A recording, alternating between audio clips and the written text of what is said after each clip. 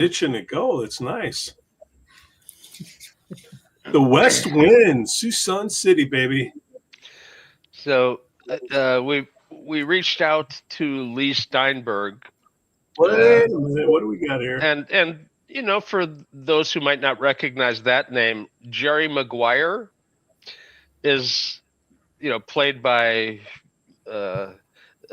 obviously a famous actor, but they were playing Lee Steinberg's role. Okay. He's a very famous agent.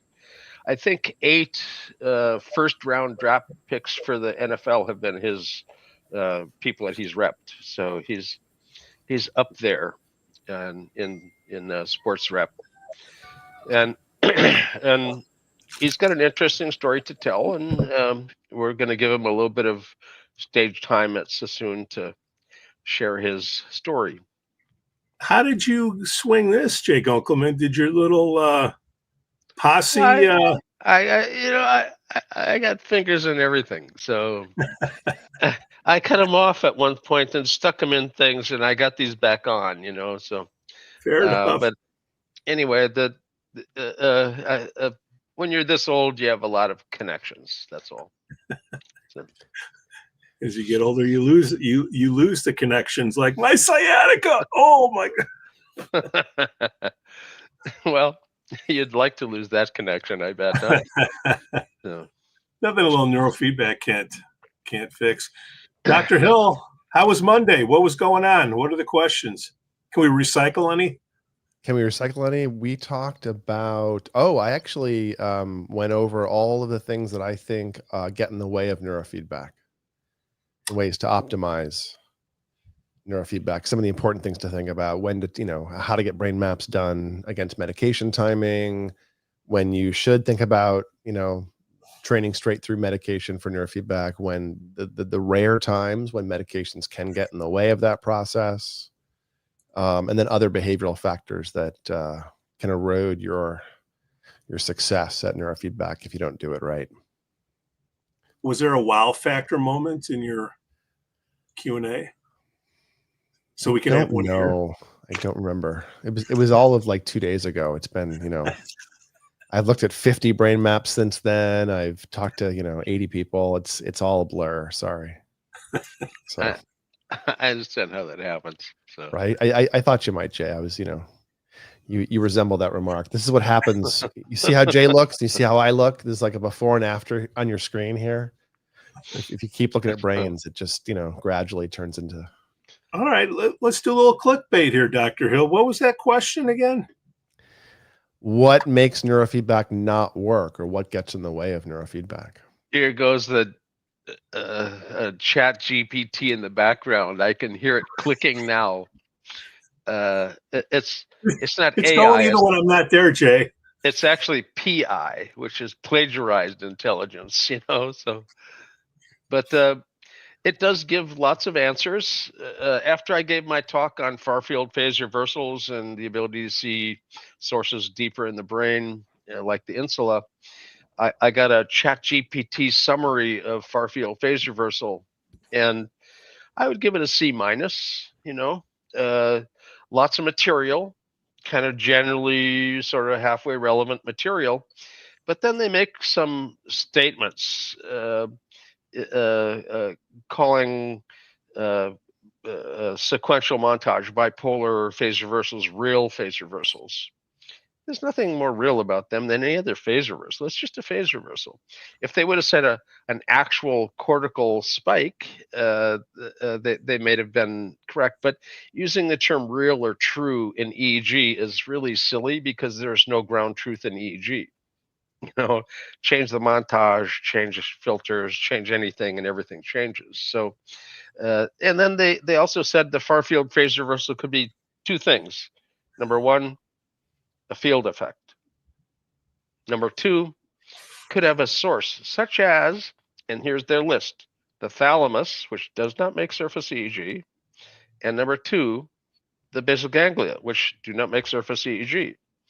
So their answer was stupid because they didn't know that the things they were pointing at didn't really make surface EEG that you could see a phase reversal with, even a far field phase reversal. If they would have said the insula, now I'm impressed. So, but which is a deep-seated cortical source. It actually makes EEG waveforms. So that, as I say, AI gave it its best shot. I would have given it a C-. And it was an interesting display of bits and pieces of information, but it missed some foundational knowledge of the signal they were talking about, unfortunately. Hey, Radar, welcome back. Welcome back. Bartender, set him up. Or her up, I don't remember. I don't know. Just radar of the Ashwood. That's it. Anthony Ramos, welcome.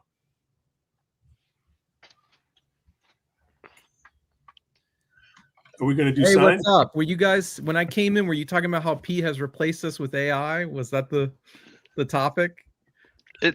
Well, there was a discussion about some EEG stuff, and Yeah. he asked for what was that, and he was about to enter something into ChatGPT to get an answer. Oh, as to you what stopped it was. him. A pithy answer. Well, I was and just commenting. I gave it a Yeah. PI instead of an AI because it's plagiarized intelligence. But also shared the anecdote of having gotten a summary of far field phase reversals right after I gave the lecture about it. Somebody at the lecture actually punched in and gave me a printout of far field phase reversals off of ChatGPT. I was just joking because I think Pete released a podcast episode that seemed to be AI generated yesterday, if I could say that, about It was. 13 minutes. Purposelessness among Gen Z, which wasn't interesting. It was interesting, some stuff in there. So I've seen a couple of those AI generated ones about the brain and neurofeedback posted by people who should know better onto Reddit forums and things. And I go and watch them, like, oh, interesting. And there's like 4 wrong statements in the first 30 seconds. And I'm like, only? And I go back and I say, look, it's all wrong. And then they remove it. So yeah.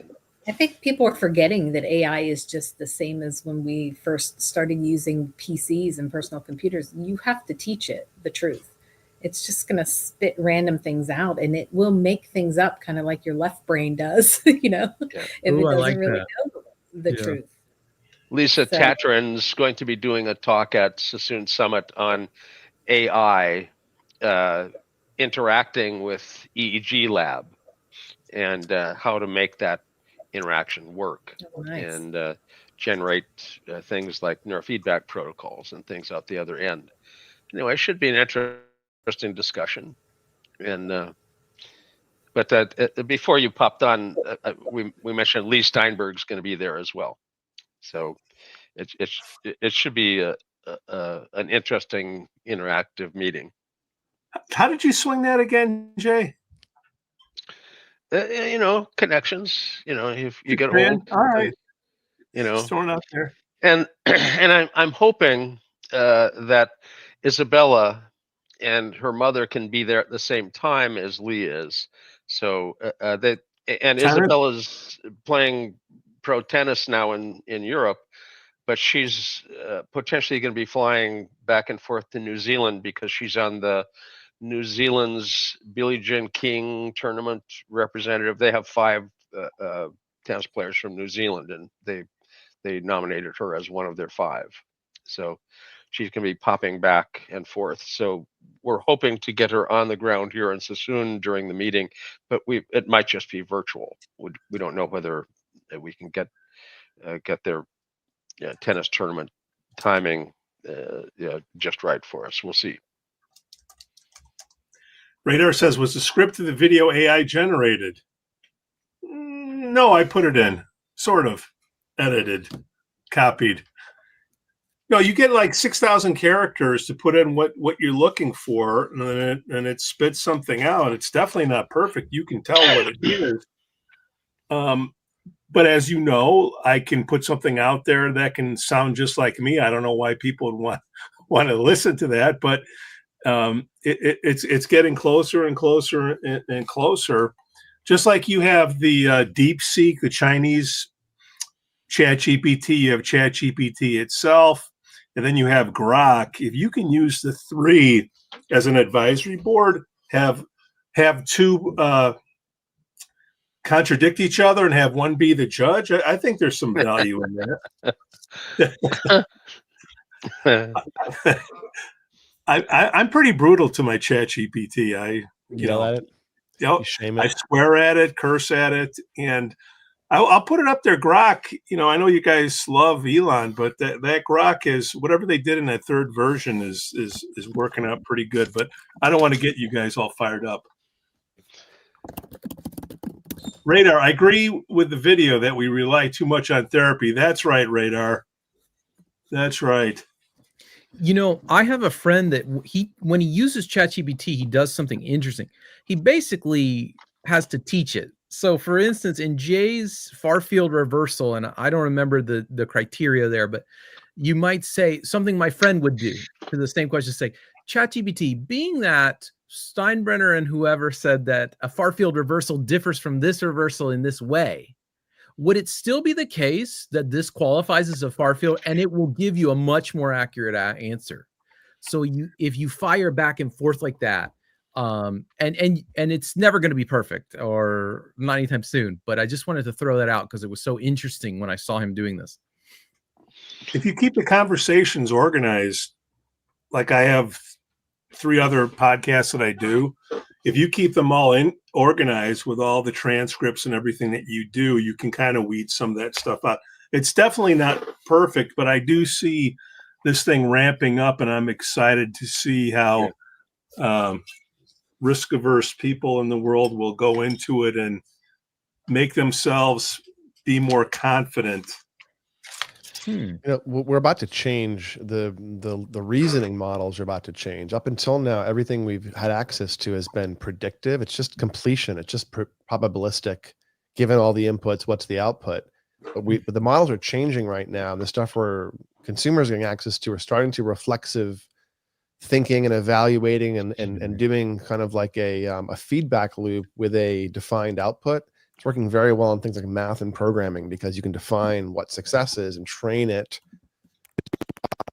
in consideration of its answer, correct itself, send other versions of itself out to gather data, come back and get the answer, and then finally give you the answer in a way that's much more like a chain of thought and much less like a predictive algorithm for text. So we're transitioning into that mode now, and I think the uncanny valley is already getting a little bit near. I think we're about to be in the middle of it pretty soon, where it's going to be hard to tell what's going on. So it's going to be an AIJ. An interesting comment here about free therapy not really being something that worked out well. I've found that offering free therapy is not a good thing because then it's worthless. And if you actually charge some nominal amount, it actually has some value at that point. So, $50 a session or $25 a session isn't enough to cover the session really, but it's enough to get somebody who can't afford a session to put some value in it and still attend. And I would think that a study that set up free therapy is setting itself up for failure because there's no value in something that's free. What? Mm-hmm. So you're saying Medicare, Medicaid, that there's no value in any of that? That's not free. Yeah, it is. So the study he's talking about, we've talked about it before, and I pulled it up. It's called the Myriad study. And it's an acronym for something. And they compared mindfulness and social emotional intelligence intervention with a control group. And they didn't find everybody got worse. Basically, they found it was no better than the control. And some of the kids got worse. And what I think I may have read is those kids may have had a predisposition to certain mental disorders. But what I was going to say is, I think there's still room for somebody to do something like what Jay has done in neurofeedback, which is create match certain types of meditation to certain EEG phenotypes or maybe some other biomarker, so that, crude example would be if somebody has one of Jay's phenotypes, let's say it's like frontal slow waves, and let's say, for sake of argument, there's a meditation that increases frontal slow waves, that would not be plausibly to me a candidate to do that. So in other eyes, another way to say it, one size doesn't fit all. So that's what I think might have happened with this study. Don't know what y'all think. I think you're spot on with that. And that's just a fact. I mean, if any of you know Jeff Tarrant and his Neuromeditation Institute, he's already been teaching about the effects in the brain on different styles of meditation. And it's not one size fits all. Every meditation isn't great for each person. It depends on what's happening in your brain. Same thing with pharmaceuticals, right? So it's cool to understand what's happening in your brain before you really try to dive into a certain type of meditation. And now we can do that with EEG, with how accessible it is. It's really fun that we can bring that to the mainstream meditators, The same kind of meditation doesn't fit for everybody. And one of the early studies on meditation that I saw was actually from Eric Pepper. And nobody thinks of Eric Pepper as an EEG guy for some reason, because most of the time he's not. But way back in the early 70s, he did a study on concentrative meditation, and that they didn't have the usual expectation of the transcendental meditation of lots of alpha. And he found that they had 18 hertz beta. So, but beta with concentration, it sort of makes some sense. Anyway, it was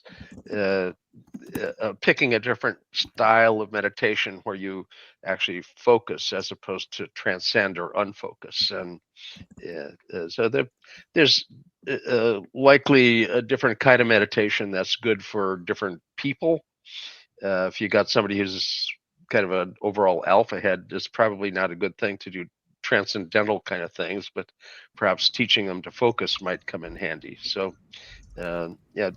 different techniques that match the individual's needs as opposed to one size fits all. Which, speaking of delta heads, Joshua Moore, I left the key underneath the rug. Come on in, man. He's from the outside knocking in. Therapy must be predictive of what they will do on their own, or it can just be a rumination or emotional enabling if do not work to replace the therapeutic process in the real world.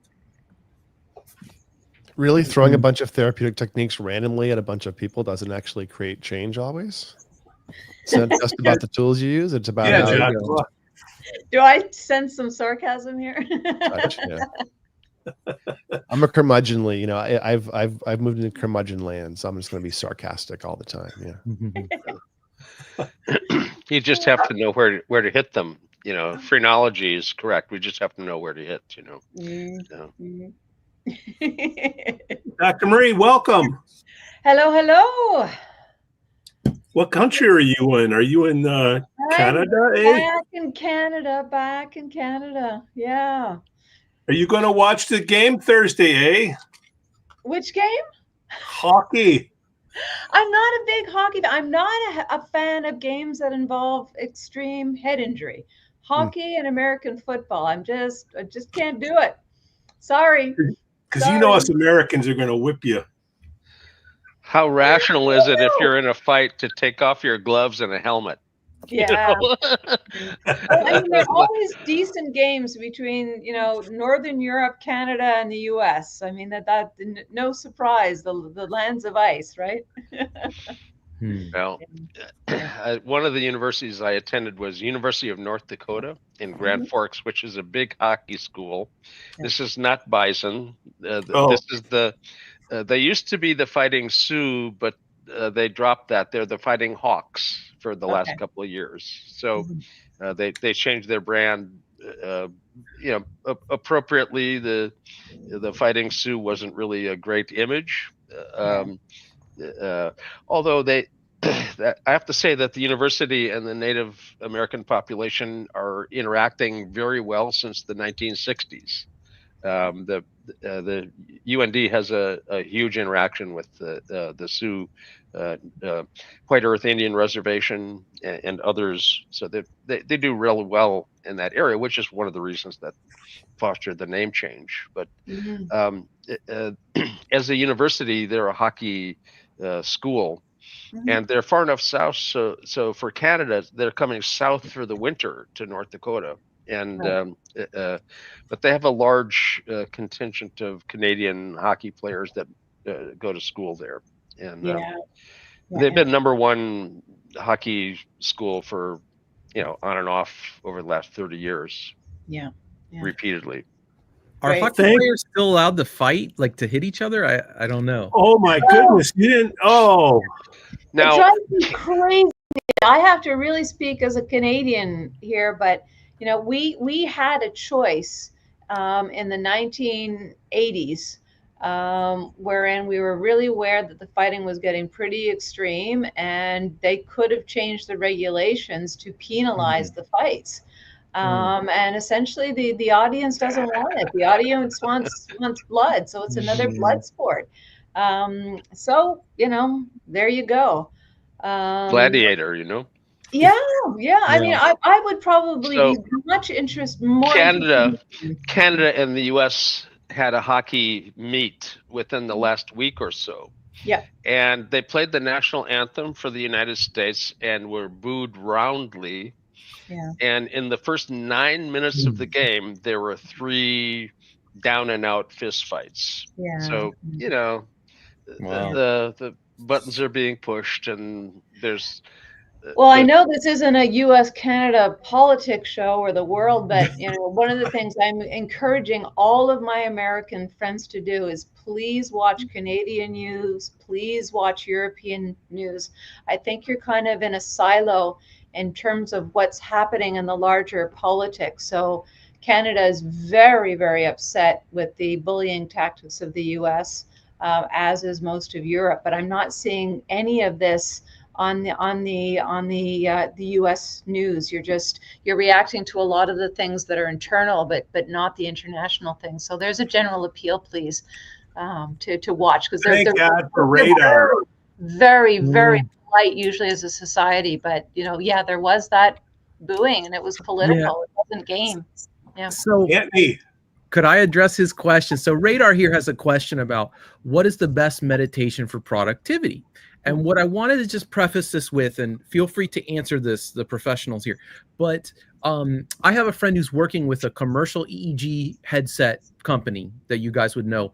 And one of the things they're trying to do is incorporate more of the EEG phenotypes before they teach you how to meditate. They're trying to match a meditation style to your traditional EEG phenotype, let's say.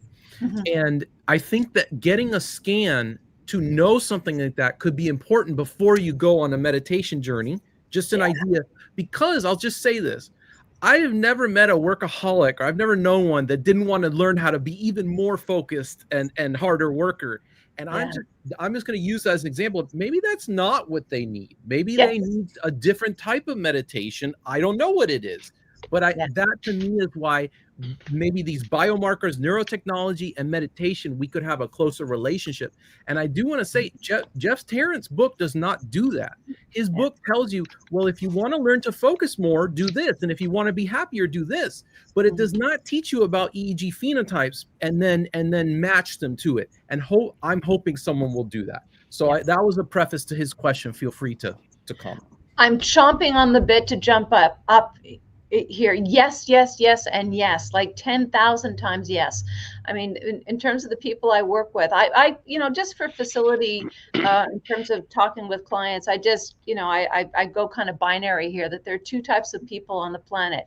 There are individuals who need quiet to quiet, and there are individuals who essentially need stimulation to quiet. So there are your natural meditators, or people who go for quiet walks on the beach, et cetera, yippee, they do their mindfulness, etc. And then there are individuals, they need to run too fast, ski too fast, drive too fast. I'm not going to endorse the drink a little too much, but there's that component as well, that people essentially need activities where the brain and the body become very aroused together in order to come down together. So here we're talking about our phenotypes, and bless the whole trend of mindfulness, etc. But it doesn't work for everybody, and there are certain markers, typically in the occipit, wherein it's torture to try and meditate. And I know a lot of folks talk about, well, you're just not trying hard enough, and practice makes perfect. And I cry, I don't want to say I cry BS, but close to it, that there are better ways to get into that and really, really help with the quieting. How does everybody else feel about that? I'm really... I agree fully. Trying hard to relax is really not effective. Yeah, relax now. Yeah. On top of your think you- 10,000 yeses, I'll add one more. That's 10,001, I guess. So Yeah. There's really two questions there, right? There's one question about types of meditation, and then there's a question about productivity. Mhm. And to answer the meditation question, I would say the one that you do is the right one. Yeah. It's like exercise. Mhm. And, meditation, mindfulness, to paraphrase, I think Jack Kornfield, is paying attention in a particular way to the present time on purpose. And then I would add, replacing an evaluation with curiosity, perhaps, to really get into that sense of like unattached attention where you're focusing. But it's really an anchored executive function process, and meditation's not something that is a stilling process. Yeah. There's an anchored of executive function process. Later on, you become still. The same way you don't go to the gym and be strong, you go to the gym and be weak, and then later on you have strength. So if you sit in the cushion and anchor your attention again and again and again, and it's frustrating each time because you wander off, great, you're meditating.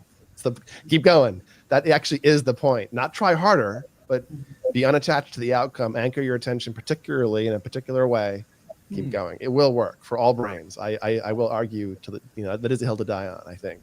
Brains work this way. This is executive function. We finally found one, Andrew. This is a core feature of executive function. This is not magical and mysterious. Meditation, mindfulness is a factor of how executive function tunes in natural day-to-day. Andrew Hill identified a hill he would die on. That's right. Now, the more important question might be, Radar, what's in the way of productivity?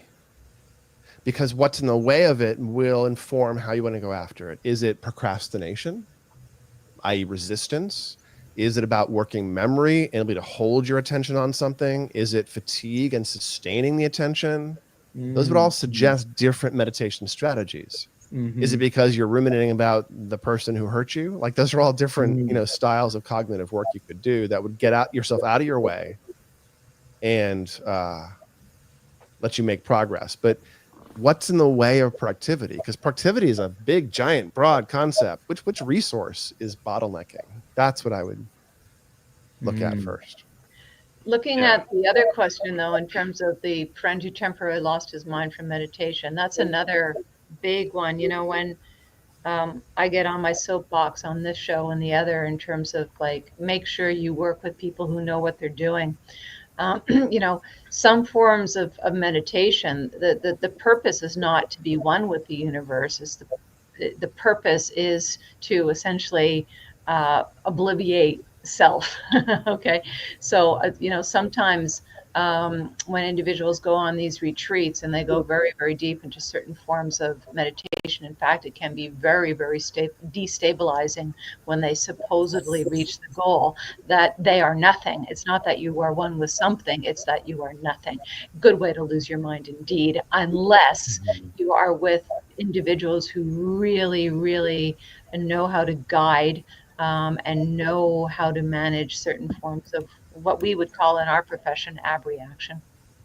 Well, absorption states are dissociative states. Yeah.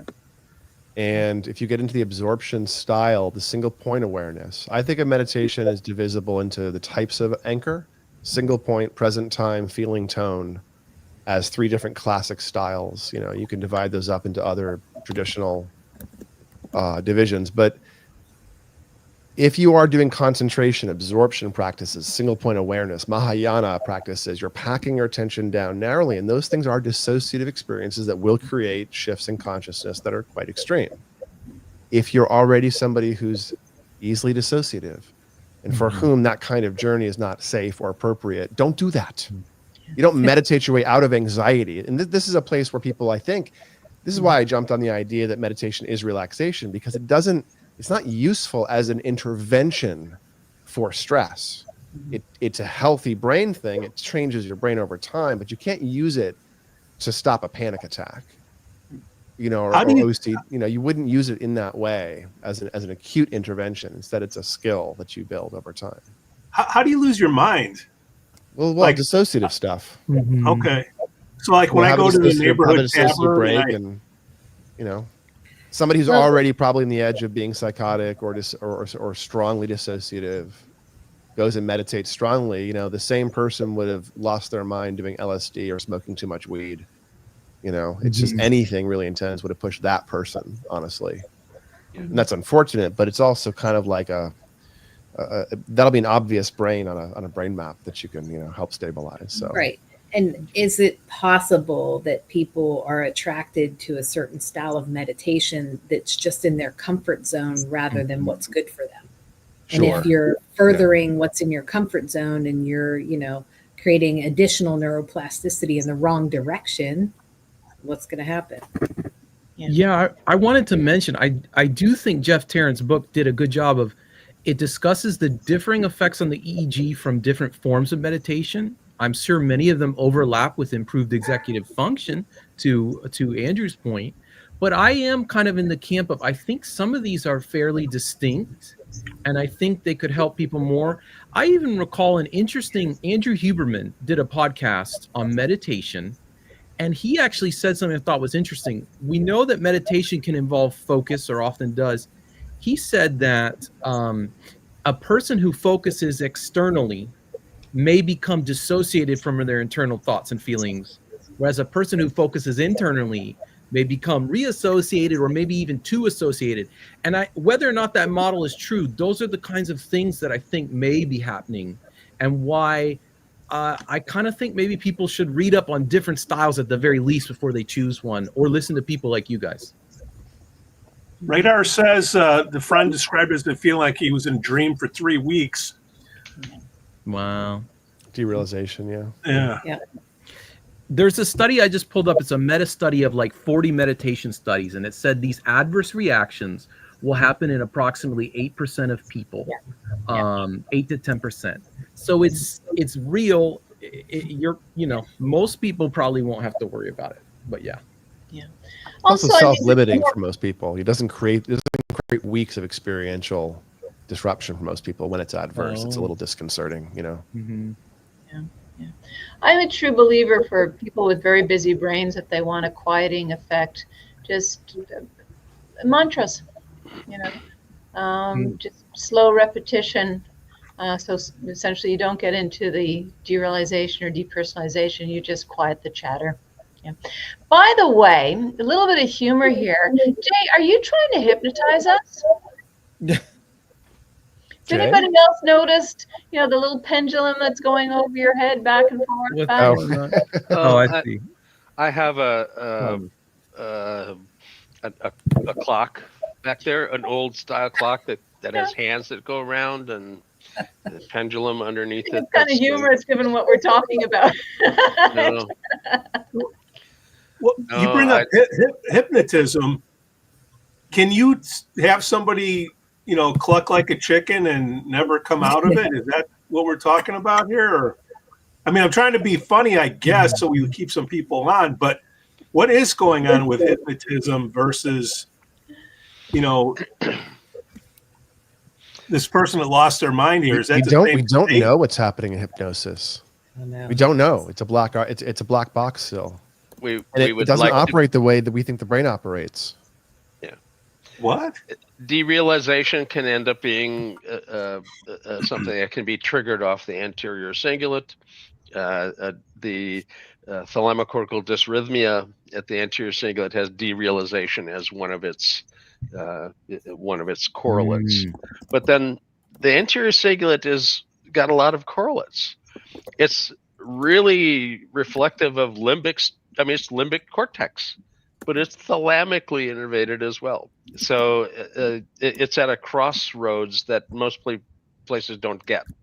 The limbic system doesn't have a lot of cortical representation. Anterior cingulate and perihippocampu, those are cortical pyramidal layers that end up having limbic inputs. So, it's, if you want to see derealization, look for a dysrhythmia at the anterior cingulate, which a thalamocortical dysrhythmia is a slowed thalamocortical column that ends up slowing down to the point where it turns off the lateral inhibition that keeps other things from invading.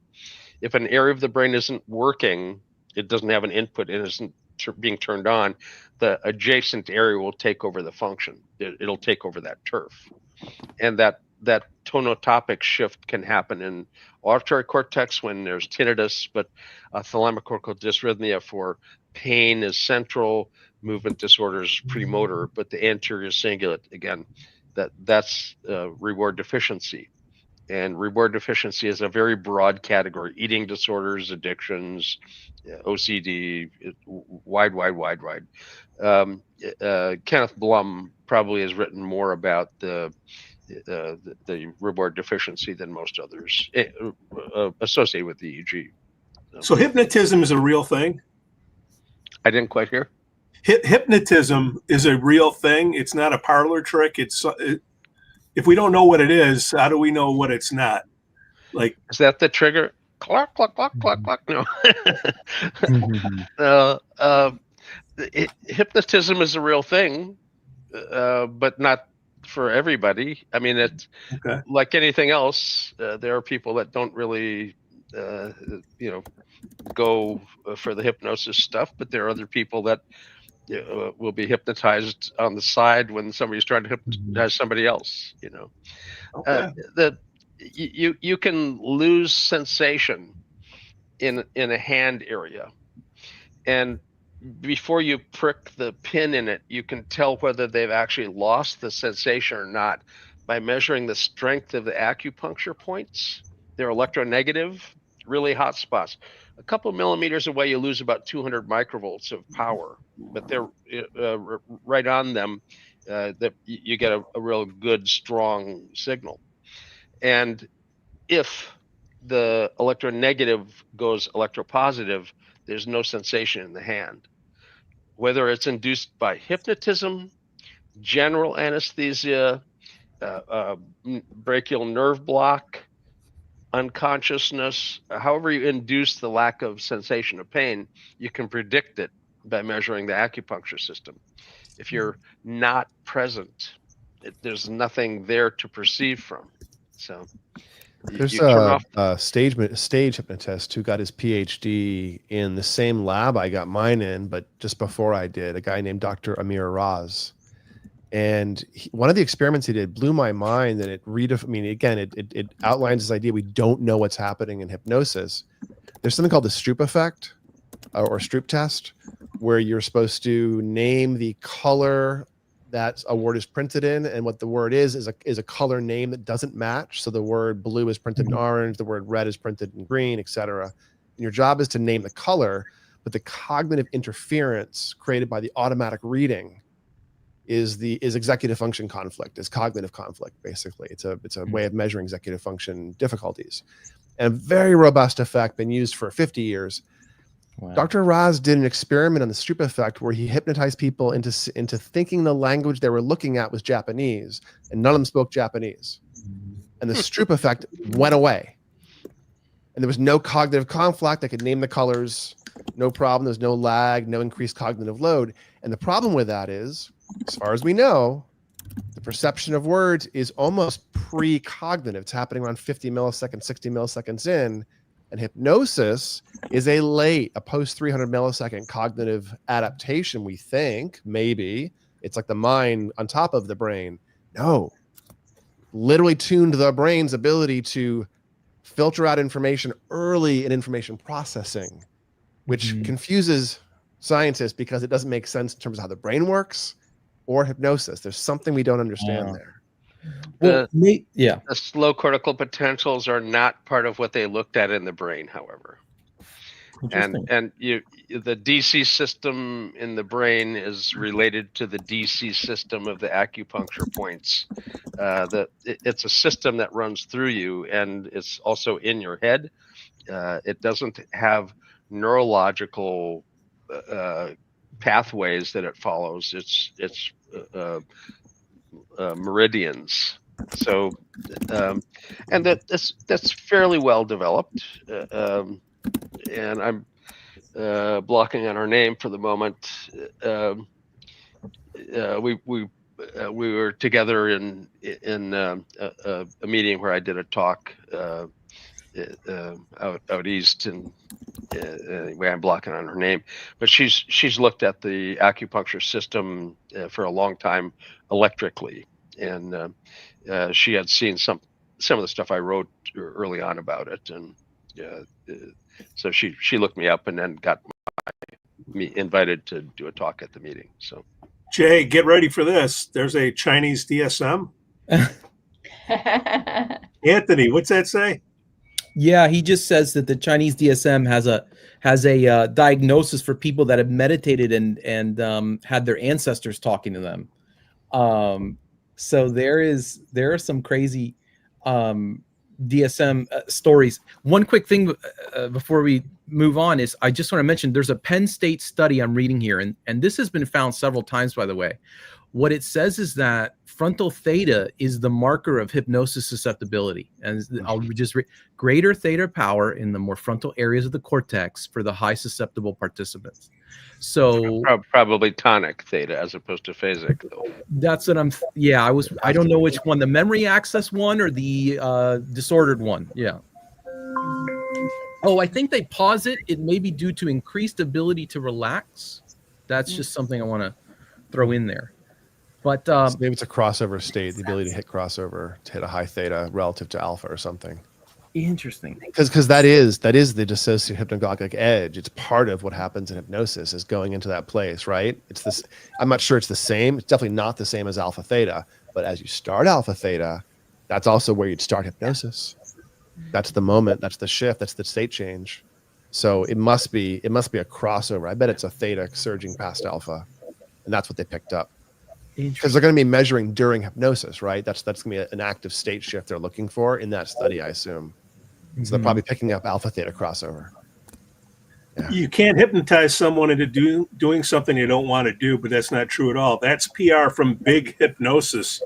There's a big Just a comment, it's not, but I've always been fascinated how stage hypnotists always know who to pick, right? Yes.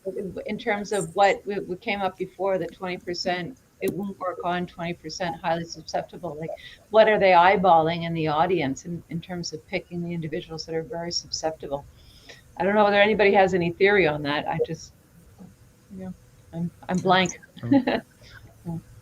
So Jay, invite Eric Wilmart. Talk about big hypnosis. Eric's a real tall fellow. He's I think he's really high up in the hypnosis world at this point, maybe president or something like that of the hypnosis group here in the US. But inviting him on would be good. Does he have a pocket watch? No. Amber, welcome to the party. Thank you for asking a question so I don't have to ask one.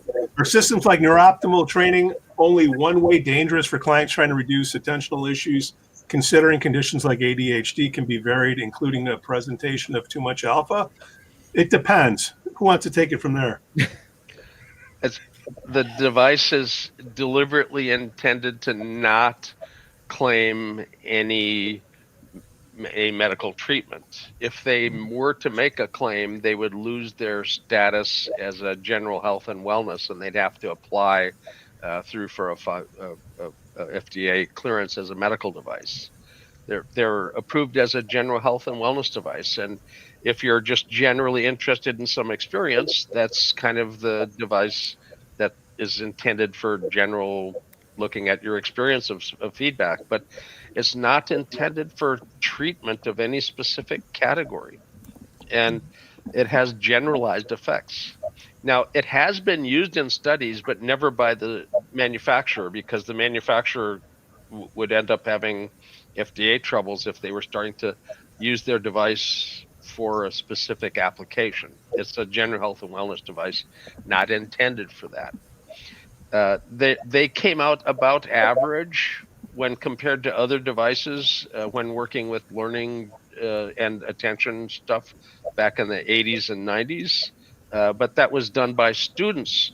The manufacturer said, well, that doesn't mean anything because it was done by students. Well, look at most of the literature in our field has been done by students. I mean, the professors, you got to do the research to get your degrees. So most of our research is actually not coming from the head of the lab, it's coming from students. So dismissing it as work done Well, by that's how it students, used to work. I'm not sure about going forward. silliness. I'm not sure any funding, any research, any grad students, any postdocs, any funding happens at all at this point. Research just shut down in the U.S. Yeah, Not to get well, political, but like they just cut off the 15% overhead that goes along with grants that covers the institutional part of yeah, the grant. there's I know people flooding out of academia, not going into grad school, leaving teaching jobs because of what's happening at their university level, getting letters saying, I'm sorry, your funding is no longer guaranteed. It's happening. It's a, regardless of what's being actually carried through, it's causing massive disruption in our, the freezing of cancer research in this country. Come on, really? Like it's anti-intellectual, and anyone who does neurofeedback should not be celebrating gutting of academia research in this country. Yeah, they're cutting the neurofeedback was 15% Another hill I overhead. will die on. Most of the universities in the United States right now are in financial trouble because of it. Yeah, and the all the universities in the red states are the ones going to hit the hardest because they don't have local government support for the universities. So they're going to have the largest educational deficit over the next few years.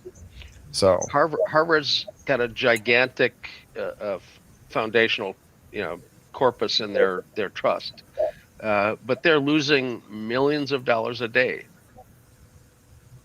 and that can't be sustained. So, you're seeing a lot of layoffs and a lot of departments that are being shut down, and but that's academics. There's still trade schools out there for everybody, and that's a good living. I'm a tech. It's a trade, You're just special, Jay. You're just special. Well, I have maybe a question. related- special, huh? Yeah. Diane, help. Yes, back to the systems that are out there and, being generally approved for health and wellness versus specific conditions. Would the panel, does everybody generally agree that most neurofeedback systems are that way? It's for health and wellness versus specific conditions? Or do you think the majority of the equipment out there now is for treating specific conditions? The Do you have an bulk of opinion? the equipment out there that's got a 510K is a medical device. Now, the FDA has cleared neurofeedback for relaxation, so they Right. can't really claim specific applications, but other people can. And if you go to Stress Therapy Solutions, which is a Brainmaster affiliated corporate entity, they don't have a totally interlocked directorate, so they're independent companies. The FDA regulates the manufacturer and their claims, not the claims from Stress Therapy Solutions. So, there are educational bodies that don't have the restriction from the FDA that make all sorts of application discussions. The clinical applications that are out there that have been well studied have lots of efficacy work that's been done on them. And there's always arguments as to whether there's a sufficient amount of evidence or not, but the meta-analyses in neurofeedback are needed because our studies are all small. You have a whole bunch of small studies. You can gather them together in a meta-analysis to have a larger N and actually make a statement at that point. Will there So ever be a larger study? there doesn't really need to be. We've got good meta-analyses that end up showing good outcomes. And classical researchers who have studied ADD, ADHD, for instance, Sandra Liu, who worked with Barkley, and that she split with Barkley because she's a researcher and Barkley was a shill, for medication. And she's done the meta-analyses along with Martijn Arns and shown that medication and neurofeedback have equivalent power in ADD, ADHD. And so there are devices that are just general health and wellness devices, but you won't find them making claims unless they intend to be busted by the FDA. Sense AI is a general health and wellness headset. They make no claim about a specific application, but they actually test the impact by using an event-related potential device. But they can't call it an ERP because ERP is a medical test. So they call it a brain pulse. So they can take your brain pulse and tell you, there's peaks that have specific meaning for novelty and error correction and things like that, and they give feedback on the impact of the training on your brain function measured with an ERP. So there's a lot of high tech stuff there, but there's no specific claim, and they do a lot of steps that you have to do before you get into more advanced stuff that could be potentially dangerous. And if you don't pass the initial levels, you can't get into the more potentially difficult areas of the software. So that Sense AI is one that's a general health and wellness device, but Brainmaster's device is a medical device. Thought Technology doesn't have an EG 19-channel amp, but their EG devices are medical devices for feedback. I'm going to hop on the hill that I'm probably going to die on, which is, and people have heard me say this before, it bears repeating, that I think it's the individual wielding the equipment and their skill now that is becoming more evident that's more important. At our clinic, the Swingle clinic, we choose to use the medical devices, meaning Brainmaster and Thought Technology. It's just a way of differentiating ourselves. That's one of the things that we choose. But the wellness space, I think, is getting bigger and bigger. And I dare say that individuals who know their EEG can wield these pieces of equipment well. But the catch, of course, are individuals who do not know their EEG, who lean on the devices. And I'm going to, loop back into the former question of, using a program that isn't well defined in, I think somebody mentioned play therapy, presumably working with children. And if you don't know what the device is doing or how to wield it correctly, you could get yourself in trouble. So I think it's as always, buyer beware. Please do your due diligence. And if somebody can't explain what they're doing and how they're doing it, be very, very wary of engaging with them. Sounds like you need a neurofeedback association, perhaps referral services. Talibu, what's out there? Yeah. All of those companies have been at major meetings and advertised their wares. Val's kind of abandoned the traditional meetings because that's really not his marketplace. Yeah.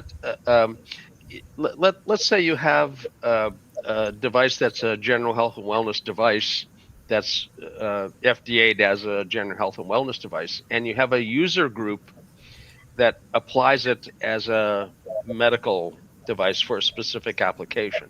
Yeah. The FDA, when you apply, they take your word for it that it's a general health and wellness application.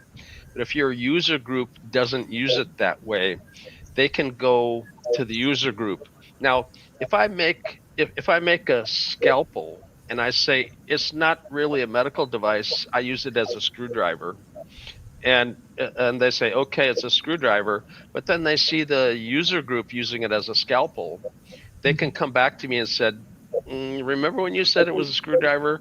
All of your users are using it as a scalpel. It's a scalpel. You now have to go through the FDA registration for medical, which is why the corporations that do a general health and wellness scrupulously avoid any clinical application discussion. That they'll run from that because it can make it really expensive for them to go through a 510K. Right. Even though many of them might be very similar to the ones that did jump through the FDA hoops, they have to be very careful about what they're saying they're applying it to. So my feeling as the answer to my question was that there are a lot of devices out there that just haven't gone through the FDA approval medical hoops to be applied to certain conditions, but they're just as effective for regulating the brain. There are plenty of general health and wellness devices that are on the internet describing you should try this. When somebody says they've got a specific complaint, you should try this. And that the FDA doesn't really track that, but if you've got a specific user group like a distributors and things like that end up making claims, that can come back to bite you. It's something you have to be very closely aware of as a company. Joshua was setting up an experiment to test NeuroOptimal for whether it tests like other devices or not. And at the time he was starting that, there was actually an offer of some funding or hardware or something from NeuroOptimal. But as soon as word got out that there was actually a study being designed and going through IRB, there's no longer any funding and no devices available for it or anything. So that they knew that they had to step away from that. Otherwise, they could have gotten, FDA'd. Trouble. FDA is a regulator, and as long as you got all the boxes checked, you're being regulated. And when they see something that's not right, if it's big enough to show up on their radar, they can go after it. Now, they've actually been at ISNR and APB meetings in the vendor area, wandering around, and you check their badge and their FDA. Now, you chat with them a little bit, and they say, we're just checking. There's a lot of talk about this, DC stim and whatnot, and we're just looking. That these things are popping up on their radar, and at that point, the other radar, you get claimed. Now, the FDA did a cease and desist against a vendor because the vendor was making claims on their manufacturer's website, and now they have a separate school of neurotherapy to take care of the claims, and the manufacturing website is just kind of like Brainmasters.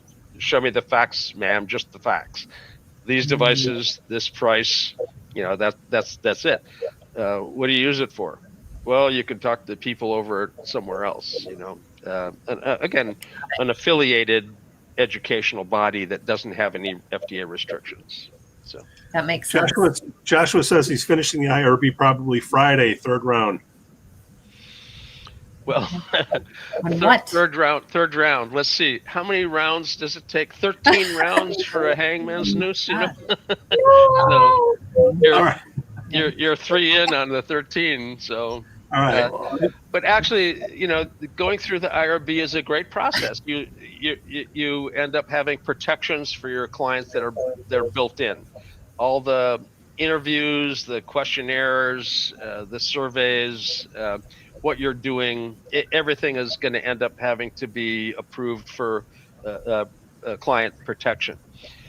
There was a group that wanted to study me because I have no pituitary, so there's no HPA axis. So they had ideals of testing the HPA axis for, intense stress things, basically torturing me to see what the effect was. And the IRB basically said, so it looks like you're going to torture this guy.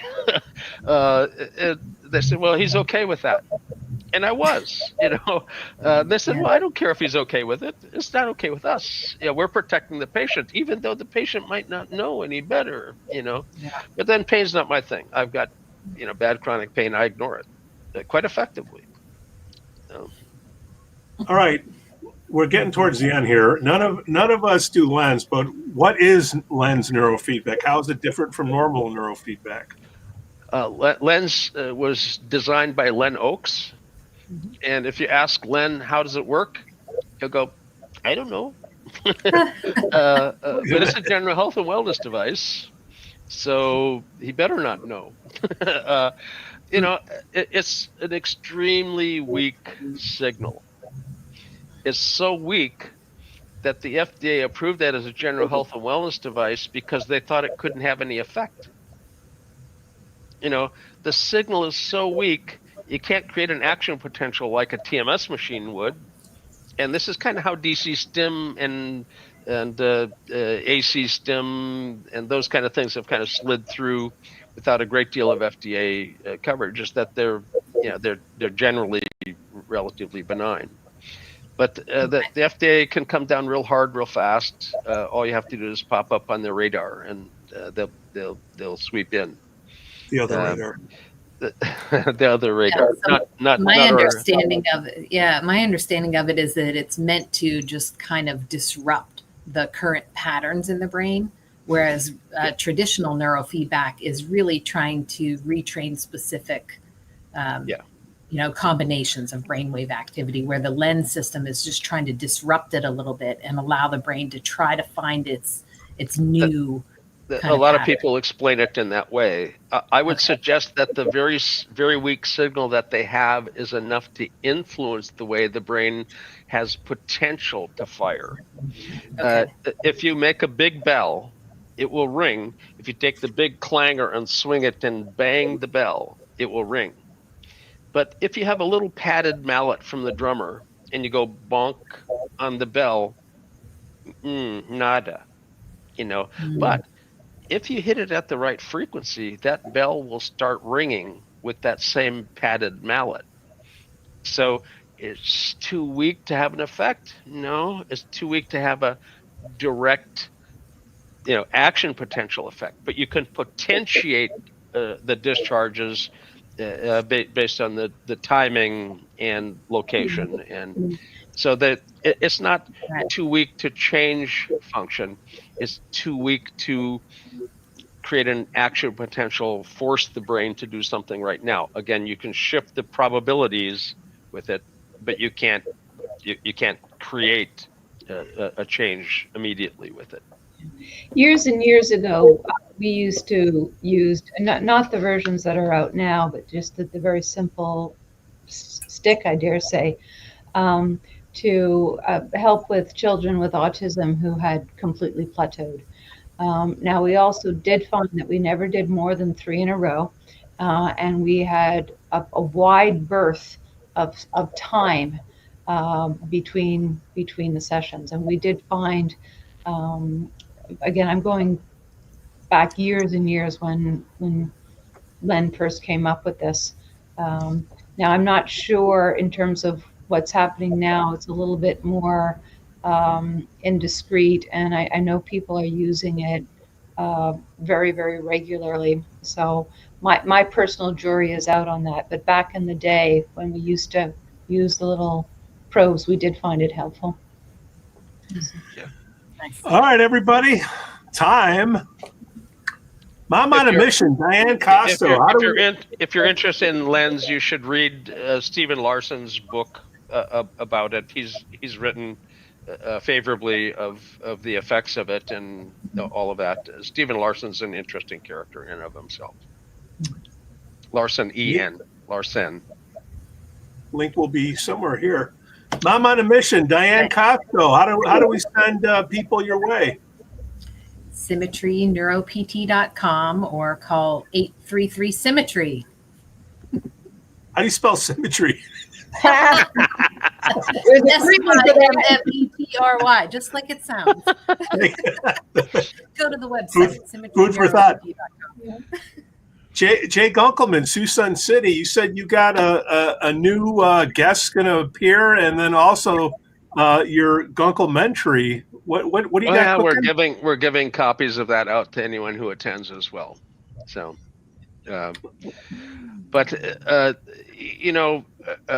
contacting my company, we used to have Brain Science International as the name, but people misspelled science so often we just Brain S International after that. So like Symmetry. I'm gonna have to change my website. Sassoon Summit is a different thing than my company anyway, and it's not a commercial entity that makes profit. It gives anything that it makes to students. This last year we gathered up about $10,000 for student donations. So, and we're getting ready to auction off that beard again, right, Jay? Well, I didn't auction off last year, but this year we may have some people there with a deeper pocket. Like Lee Steinberg. Yeah, he's he's listed as a philanthropist, and so, but we'll see. I plunked down $2,000 to keep it, and if they can come up with more than that to shave it, then they get to shave it. It's and the they figure out Samson who Fund. shaves it. So The That's the Samson going Fund. price. Dr. Marie Swingle, author of iMinds. Where do we send eyeballs? Well, two sites is swingleclinic.com for on-site work and also swinglesonic.com for our app and our home treatment protocol. And then Dr. Andrew Hill, 80% of your business is remote. That's right. How do You I- work with how us do- all over the world. Come check us out at peakbraininstitute.com. You can check me out at youtube.com/DRHILL for live streams and educational topics on neurofeedback. And then everybody after hours, if you want to see the antics of a Jay Gunkelman and Pete Jansen's on Facebook, please stop on by. Everybody, great time, great time. Okay. Peace out. Talabo, you didn't miss anything. Show up early next time. Okay. Bye, guys. Next week, folks, because I'm doing We're out. actually on the app for APB next week. So have a good show. All righty. I'll see Jay, you see you in the boys tomorrow. morning.